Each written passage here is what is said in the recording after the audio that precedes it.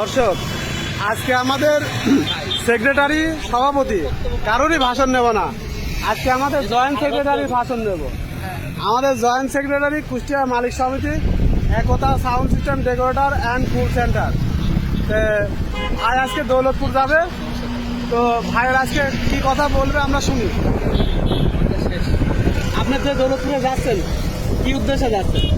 আমরা দৌলতপুরে যাচ্ছি, ওখানে একটা কমিটি গঠন হবে। দৌলতপুর থানার থেকে কতগুলো সদস্য আসবে এই বিষয়ে আলাপ আলোচনা করার জন্য দৌলতপুর প্রতিনিধি আমাদের দাওয়াত করেছে। আজকে আমরা দৌলতপুর কমিউনিটি সেন্টারে বসে এই চূড়ান্ত সিদ্ধান্ত গ্রহণ করবো। আগামী 10 তারিখে যে আমাদের মিলন মেলা অনুষ্ঠান, এই মিলন মেলা অনুষ্ঠানে সকলকে একত্রে করার জন্য আহ্বান জানাচ্ছি এবং দৌলতপুরে যাই সে বিষয়ে আমাদের আলোচনা হবে। ধন্যবাদ। আচ্ছা, আমি বলতে চাই একটা কথা, যে আপনারা যে এই এতগুলা দিন পরিশ্রম করলেন, আপনার অগ্রযাত্রাটা কেমন? চলছেন আমরা চিনি আপনার অগ্রযাত্রাটা, এখন আর সামনে যে যাত্রাটা এটা কি আপনার মনে করছেন যে কমপ্লিট হবে? আমি আশা রাখি আমাদের আগামী 10 তারিখের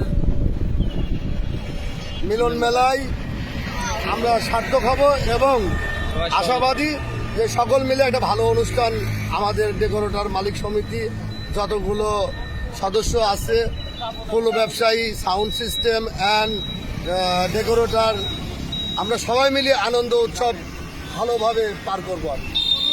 যাই হোক, আমরা কয়েকবার ফেল হওয়াতে এবার সার্থকতা অর্জন করতে যাচ্ছি, যেন আমাদের কমিটিটা কুষ্টিয়া জেলা কমিটি প্রফুল্লভাবে এক সাকসেস হয়, আমরা এটাই চাই। তাই তো বস?